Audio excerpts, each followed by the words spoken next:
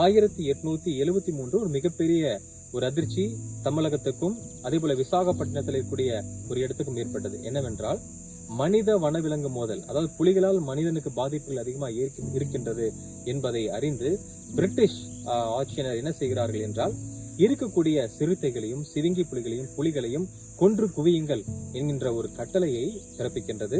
அதற்காக ஒரு புதிதாக ஒரு கேப்டன், கால்ஃபீல்ட் என்கின்ற கேப்டன் சென்னையிலிருந்து வரவழைக்கப்படுகின்றார். அவரிடத்திலே ஒரு குழுவானது கொடுக்கப்படுகின்றது.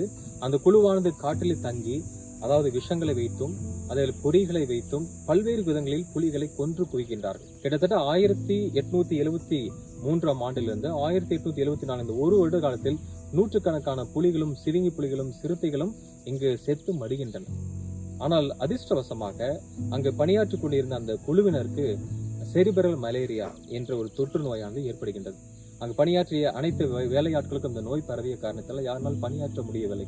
எனவே அந்த கால்ஃபீல்ட் என்று சொல்லக்கூடிய செயின்ட் ஜார்ஜ் கால்ஃபீல்ட் என்று சொல்லக்கூடிய இந்த கேப்டன் மீண்டுமாக அவர் சென்னைக்கு செல்கின்றார். ஒருவேளை அவர் இருந்திருந்தால் இங்கு இப்ப இருக்கக்கூடிய புலிகள் கூட இல்லாமல் போயிருந்திருக்கலாம் என்று சொல்லலாம்.